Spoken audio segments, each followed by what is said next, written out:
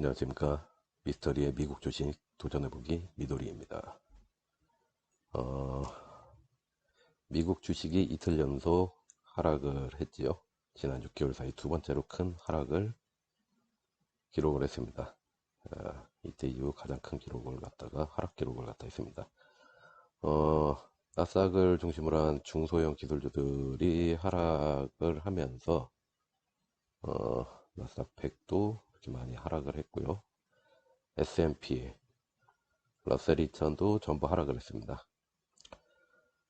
다우존스 같은 경우는 상승을 갖다가 하는 추세가 있었는데 역시 이제 장 후반에 많이 하락을 해서 결국 이제 마이너스로 끝나게 됐고요. 백신 관련 주식들도 같이 하락을 하더라고요.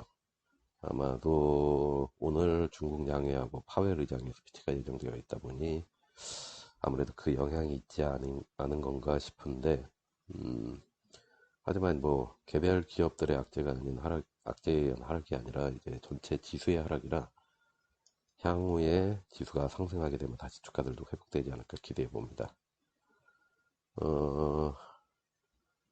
빈비즈 맵을 보면은 약간 좀 그런 것들이 보이는데,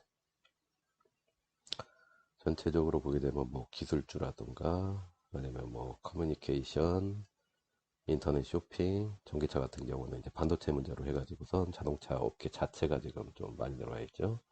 넷플릭스가 속하는 엔터테인먼트 전부 다 이쪽은 하락을 하고 있습니다. 그런데 보시면은 은행, 보험, 이런 쪽이라던가 아니면은 뭐 기초산업, 항공, 그러면 오일, 에너지, 가스, 오일, 뭐 이런 에너지 쪽 이런 쪽 같은 거나 아니면은 요 속에서 잘 보이질 않는데 여행 관련 주식들도 좀 상승을 하고 있습니다.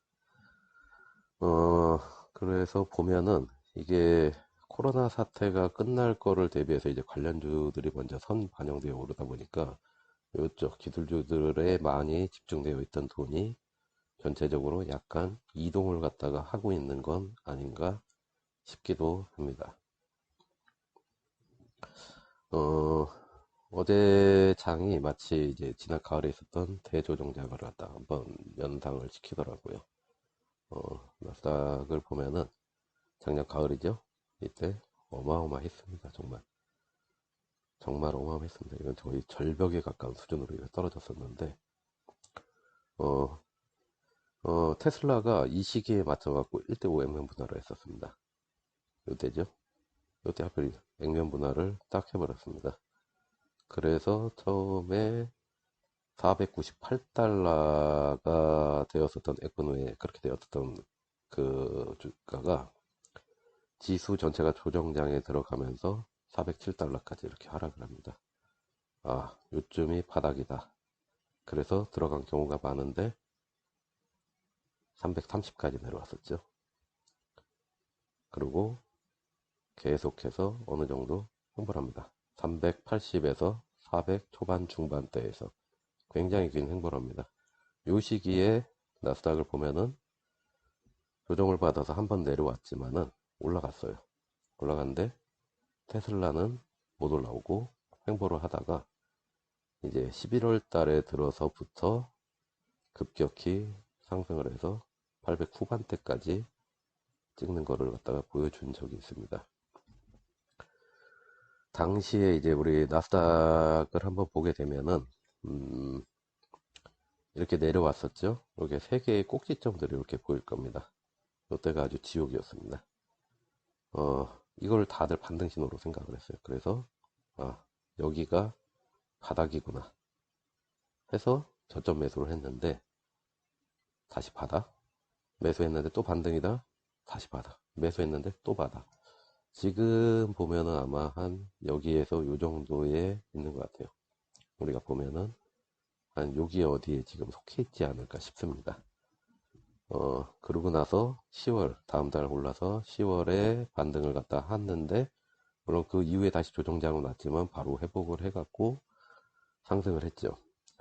아마 이번에도 3월 조정장에 이어서 아마 4월달이 한 요쯤에서 4월달이 지나가면 상승장이 오다가 5월에 이제 조정장이 올 텐데 지금 요 그래프를 갖다가 기억해 두시면은 그에 맞춰서 존버로 장기 투자를 가질 수도 있고, 혹은 4월에 어느 정도 회복이 되면은 수익을 현금화한 다음에 조정장에 이제 재매수를 노려보는 그런 전략을 짜시는 것도 가능하지 않을까 싶습니다. 주가가 다 이렇다 보니까 뭐 개별 주식에 대해서 뭐 얘기를 하고 분석을 하고 이런 거는 지금 시기에는 소용이 없을 것 같고, 그냥 다른 얘기를 갖다 좀 해보려고 합니다. 그래서 봤는데 신문기사 같은 데서 워런 버핏이 뭐 가족에게 남기고 싶은 걸 꼽으라면 ETF다 뭐 이런 얘기를 했다고 합니다. 그래서 미국 주식 초보자라면 ETF를 사라 이런 기사가 있었는데, 아마 테슬라로 뜬 아크 인베스트 ETF를 보고 이제 따라가시는 분들이 굉장히 많으실 거예요. 그런 분들 굉장히 많이 봤습니다. 근데 왜 이런 얘기가 나왔냐? 제일 주식을 갖다가 하거나 뭐 이럴 때 제일 많이 듣는 얘기가 계란을 한 바구니에 담지 마라 이러죠. 분산 투자하라는 얘기입니다. 근데 일반인들 입장에서는 일단 어떤 기업을 사야 할지 판단하는 것 자체가 굉장히 어렵습니다. 주식을 사려면 이 기업의 실적도 봐야 하고 재무제표도 분석해야 되고, 이런 걸 통해서 이제 펀더멘탈이 좋은지 나쁜지, 향후 성장 여력은 어떤지, CEO는 어떤 인간인지 알아봐야 할 게 정말 많죠. 근데 이걸 다 했다고 치면 끝이냐? 이제 주식 한 개 산 거예요. 분산 투자를 해야 되니까 이제 이런 기업 분석을 앞으로 몇 개를 더 해야 되는 거예요. 머리 아프죠? 그래서 사람들은 잡주라고 하는 그런 게 아니라 우량주 위주로 투자를 해야 한다 하는데, 우량주들은 비쌉니다. 많이 못 삽니다. 사실 주식이라는 거는 내가 이제 몇 주를 가지고 있느냐에 따라서 수익이 결정이 됩니다. 주가가 많이 올라도 내가 한 주, 두 주 이렇게밖에 안 가지고 있다. 얻는 돈이 적습니다. 결국 같은 돈으로 10주, 100주를 가지려면 싼 주식을 사야 되고, 그 싼 주식들 중에 앞으로 성장 동력이 있는 주식을 골라야 되는데, 이게 지금 앞에서 얘기했던 거 같이 이 상태에 빠지면 계속 무한 루프를 돌게 되는 거예요. 결론이 안 납니다. 그래서 뭐 그래도 이제 아크 같은 걸 따라서 이제 어찌어찌 여러 개를 갖다가 분산 투자를 했다고 해도 이제 문제가 있습니다. 거기서 매일같이 우리가 그 기업들, 내가 보유하고 있는 모든 기업들의 정보를 얻고 시장 전체의 흐름도 보고 이게 해야 되는데, 우리가 지금 테슬라 일론 머스크 형님, 요 형님 하나만 해도 이제 우리가 이 양반 트위터까지 우리가 보고 있어야 돼. 아주 그냥. 근데 우리가 전문 투자자나 증권회사 직원도 아니고 평범한 회사원, 학생 뭐 이런데 이거에 많은 시간과 노력을 들일 수가 없습니다. 그래서 개인 투자자라면 본인이 보유하고 있는 주식은 최대 서너 개, 많아도 절대 5개를 넘지 말라고 하는 그런 말이 있습니다. 5개 넘어가면은 사실 감당이 안 됩니다. 그거 어떻게 봐야 될지. 매일 그 기업의 이슈들 확인하는 것 자체도 시간이 너무 많이 걸립니다. 그래서 이제 아크인베스트 같은 회사에 이제 ETF를 사거나, 혹은 그 ETF에 구성되는 이런 테슬라, 이런 회사, 아니면 스퀘어, 로크, 쇼피파이, 줌, 뭐 최근에는 이제 유니티하고 팔란티어 이런 주식들을 갖다가 구입을 하게 되는데, 최근 조정장을 보면은 결국은 거기에 속해 있는 애들이에요. 거기에 속해 있는 애들 다 그쪽에 속해 있는 애들입니다. 그래서 우리 캐시우드 누님도 너무 한쪽 카테고리에 치중해 있다 보니 좋지 않다고 말씀을 하신 거죠. 그래서 이 초보자라면 ETF를 sa야 된다 이런 얘기는 정확히 말하면 이제 아크 같은 거를 갖다 따라서 사라는 얘기가 아니에요. 뭐냐, 지수추종 ETF를 사라는 얘기입니다. 지수추종 ETF가 뭔가 하면은, 우리가 그러면 나스닥 100, 아니면 뭐 S&P, 러셀, 다우존스, 뭐 이런 주가지수 인덱스 자체를 갖다가 추종하는, 이 인덱스 자체를 갖다가 추종하는 그런 ETF를 바로 지수 추종 ETF라고 합니다. 우리가 한 가지를 갖다가 보겠습니다. 캡처를 해놨는데, 이 왼쪽에 있는 이게 나스닥 100의 1년간의 그래프입니다. 그리고 오른쪽에 있는 게 인베스코에서 하는 QQQ, 티커가 QQQ입니다. QQQ라고 하는 나스닥 100 지수 추종 ETF입니다. 보시면은 그래프가 거의 똑같죠? 얘에 따라서 올라가고 얘에 따라서 내려가고 둘은 그냥 한 몸인 거예요. 한 몸. 그래서 얘를 사면은 우리는 어떻게 되는 거다? 나스닥 그 자체를 사게 되는 거다. 이런 얘기입니다. 그러면은 이런 ETF들이 어떤 게 있을까요? 보시면은 이런 게 있습니다. 다우존스를 갖다가 추종하는 ETF들. 방금 전에 보신 거, 방금 본 거는 나스닥 100이니까 QQQ죠. 그리고 S&P 500을 추종하는 다우존스를 추종하는 ETF, 러셀 2000을 갖다가 추종하는 게 있고, 반도체, 오일, 천연가스, 금, 은, 구리, 아연, 알루미늄 이런 것들이 다 있습니다. 이게 뭐냐면은 나스닥 요 나스닥 부분을 우리가 살펴보게 되면은 나스닥이 1이 올랐을 때 곱하기 1은 얘도 1이 오르는 거예요. 곱하기 2로 되어 있는 요 티커 QLD를 보면은 나스닥이 1이 올랐을 때 QLD는 곱하기 2에서 2가 올라갑니다. 요거 3 TQQQ를 보게 되면은 나스닥이 1이 올랐을 때 얘는 곱하기 3 해서 3이 오르게 됩니다. 반대로 이쪽은 마이너스예요. 보통 이제 숏을 친다라고 하는 게 이쪽 가는 건데 이거에 대해서는 이제 나중에 설명을 한번 드려보도록 하겠습니다. 일단 우리가 알아야 될 거는 요 녀석 곱하기 1 이게 기본적인 지수 추종 ETF들입니다. 그래서 이제 얘네들을 보게 되면은 자 그래서 다시 보게 되면은 자 이게 다우존스를 따라가는 ETF고요. 자 S&P 500입니다. 그리고 이게 방금 봤었던 QQQ 러셀 2000을 따라가는 녀석입니다. 근데 얘는 뭐냐 다우에 숏을 치는 거예요. 오늘 그래프를 다우에 보게 되면은 올라가다가 내려갔죠. 자, 얘는 반대입니다. 밑에서 있다가 올라갔습니다. 다우가 보통 이제 우리나라에서 이거를 인버스라고 많이 부르는데 위아래가 바뀌는 거예요. 얘가 올라가는 만큼 저쪽에서는 떨어집니다. 그리고 얘가 떨어지는 만큼 이 인버스 펀드들은 숏을 하게 되는 인버스 펀드들은 거꾸로 올라가게 돼요. 그래서 뭐 이거에 대해서는 나중에 설명을 드릴 거고 이런 ETF들을 지수 추종 ETF들을 하게 되면 이제 장점이 개별 기업들의 주가에 전혀 신경을 쓸 필요가 없다입니다. 그리고 그 기업의 이슈에 신경을 쓸 필요도 없고 기업이 상장 폐지가 될지 모른다는 걱정을 할 필요도 없고 CEO가 어떤 인간인지 알 필요도 없다는 점이 있겠습니다. 단점은 무엇일까? 장점이 그냥 반대입니다. 기업의 개별 이슈에 의해서 순간적으로 나오는 큰 주가 상승, 갑작스러운 추운 주가 상승 이런 것들을 이런 ETF에서는 기대하기가 어렵다. 자잘하게 오르죠. 자잘하게 오른다라고 하는데 시리가 작동을 하네요. 자, 그래서 이런 것들이 주가 추종만 있냐? 특정 산업군으로도 있습니다. 지금 이게 SOXX라고 하는 건데 얘가 반도체 관련 주식이에요. 그러니까 반도체 관련 ETF입니다. 반도체 관련 ETF인데 최근 6개월에서 보게 되면은 많이 올랐죠. 많이 올랐습니다. 최근 한 달만 봐도 그때는 좀 떨어졌네요. 근데 얘네가 보시게 되면은 요 작년 말에 해갖고 요 정도 가격이었는데 지금 100불 정도가 지금 올라와 있는 상태예요. 자동차, 전기차 뿐만이 아니라 모든 자동차에 반도체가 들어가야 되죠. 뭐 핸드폰, 스마트폰, 태블릿, 노트북 반도체가 다 들어가는데 반도체 수급 문제가 생겼어요.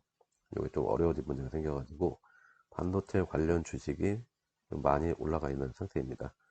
근데 우리가 뉴스 같은 거를 보다가 반도체가 뭐 저래 이랬는데 어떤 반도체 회사를 갖다 뭐 삼성전자 사야 되나 뭐 어떤 반도체 사야 될지 잘 모르겠는 경우가 있습니다. 근데 그럴 때는 얘를 사면 되는 겁니다. 반도체 특정 산업군을 갖다가 우리가 넣어드린 거거든요. 지금 이런 식으로 되어 있는 건데, 여기서 보면은 이렇게 카테고리들이 나눠져 있어요. 뭐 우리가 에너지 관련주, 어떤 에너지 관련주를 사야 될지 전혀 모를 때가 있습니다. 은행이 올라? 근데 어떤 은행이 잘 오르는지 잘 모르겠어. 이럴 때 뭐 여행이 있다. 여행 어떤 거 잘 모르겠는지 몰라. 그럴 때 이런 ETF를 사는 겁니다. 요거는 반도체 전체에 대해서 어떤 특정 기업들, 상위 기업들을 갖다 이용해서 하나로 묶어서 ETF를 만든 거기 때문에 이런 거에 지수를 갖다 따라가는 스타일을 만들게 되면, 사게 되면은 투자가 성공을 하게 되는 거죠. 마찬가지로 이거는 오일 관련해 가지고 있는 겁니다. 최근에 텍사스 저게 있었죠. 폭설이 있어갖고 오일 관련 주식이 해가지고 쭉쭉쭉 올라와서 이 정도까지 올라왔는데 1년 그래프를 보게 되면은 아직도 조금 더 올라갈 여력이 지금 남아 있기는 합니다. 작년에 코로나가 터지기 전까지로 보면은 그 전까지는 이제 완전히 경기가 회복이 되면은 여기까지 올라갈 것 같거든요. 지금 현재 이제 감산 추세이기 때문에. 그런데 이거는 이제 천연가스도 어저께는 오일도 그렇고 천연가스도 그렇고 다 내려왔더라고요. 그리고 이거는 골드입니다. 금값 지금은 상승 추세인 것 같은데, 보게 되면은 작년 이때 해갖고 정점 찍고 지금 내려오고 있습니다. 지금 내려오고 있으니까 어느 정도 내려왔다 싶을 때 투자의 개념으로 해서 사두시면은 나중에 금은 나중에 올라가게 되니까 그렇게 되겠죠. 은 같은 경우도 최근에 급상승을 하는 그런 녀석들 중에 하나입니다. 근데 너무 많이 올라 있어요 지금은. 그러니까 아직은 투자를 하시거나 그럴 건 아닌 것 같고, 얘는 이제 베이스 메탈, 구리, 아연, 알루미늄 이런 애들입니다. 이런 애들인데 얘들 같은 경우도 지금 왔다 갔다 하고 있죠. 그리고 우리 얼마 전까지 주식에 큰 영향을 주었던 미국 7년에서 10년 국채, 그거에 대한 ETF입니다. 얘네는 국채 이자가 오르면은 오릅니다. 그리고 국채 이자가 떨어지면은 떨어지게 되고, 그래서 요 시기에 많이 올라 있었는데, 자, 그러면은 이런 지수 추종 ETF들은 그냥 사기만 하면 되냐? 얘들은 장기 투자를 해야 됩니다. 또 특히 기본적인 주가 지수를 하게 되면 다우나 S&P, 무슨 나스닥 이런 걸 할 때는 장기 투자, 특히 5년 이상 장기 투자를 염두에 두셔야 됩니다. 이게 S&P 500의 과거 데이터들인데, 얘네를 보게 되면은 여기 있죠. 2000년부터 2001년, 2002년까지 2년 동안 닷컴 버블이 이제 생기면서 무너지면서 2년 동안의 하락이 있었고, 그리고 이때 2007년이죠. 서브프라임 모기지 사태가 터져가지고 이때 1년 동안 해갖고 하락을 했습니다. 결국은 이제 올라오기는 했어요. 결국 올라오긴 했는데, 이게 회복이 떨어졌다고 회복이 되는 데는 2년, 1년이 걸렸지만은 원위치까지 올라오는 데는 이제 우리가 최대 5년, 3년에서 5년 정도까지를 봐야 됩니다. 그래서 5년 이상을 갖다 투자할 때는 안전 투자가 될 수 있다. 그리고 10년, 20년을 하게 되면 더 안전한 투자가 될 수 있고, 그렇게 됩니다.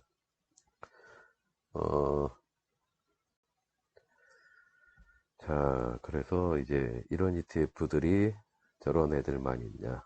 그게 아니라 우리가 etf.com이라는 사이트에 들어오게 되면은 더 많은 ETF들을 볼 수가 있습니다. 이렇게 되는데 ETF 방금은 이제 이노베이션 ETF 관련으로 들어갔는데, 탑 ETF 이렇게 보면은 굉장히 여러 가지가 있어요. 이게 굉장히 여러 가지가 있는데, 이게 얘 같은 경우 지금 탑으로 되어 있죠. 43% 블록이라고 하는 티커를 가진 애인데, 얘 들어가 보면은 블록체인하고 관련된 애들이에요. 블록체인이랑 관련되어 있으면 비트코인 사는 건가 할 수 있을 텐데, 이런 거를 갖다가 구성을 할 때 딱 비트코인을 사거나 그들이 안 나오나 그런 게 아닙니다. 비트코인에 채굴 업체도 사고, 비트코인을 관련해 갖고 어떤 하는 신탁회사도 사고, 채굴 업체도 사고, 그거하고 관련된 뭐 이런저런 여러 가지 기업들을 갖다가 다 묶어 가지고선 하는 거예요. 그래서 비트코인이 올라간다. 나는 솔직히 비트코인을 사는 건 좀 무서워. 아니면 비트코인이 너무 비싸. 그래서 위험을 그렇게까지는 가고 싶지 않다 하면은 이렇게 비트코인 관련된 ETF들을 갖다가 사시는 것도 하나의 방법입니다. 마찬가지로 해갖고 금 관련해 갖고 ETF들도 이렇게 있고요. 뭐 비트코인 관련해서도 있고. 그런데 여기에서 골라 갖고 사시는 거죠. 수익률이 좋죠. 자, 수익률이 나쁜 애들은 그럼 나쁜 거냐? 이 아닙니다. 얘는 인버스예요. 얘가 돈을 벌수록 얘는 마이너스로 떨어지는 애들입니다. 이게 두 개가 한 짝이라는 얘기입니다. 그렇기 때문에 지금이 상승세일 것 같다 하면은 이거, 하락이다 하면은 인버스 쪽을 하는 건데, 인버스에 대해서는 다음에 한번 다시 설명을 드리는 쪽으로 한번 해보도록 하겠습니다.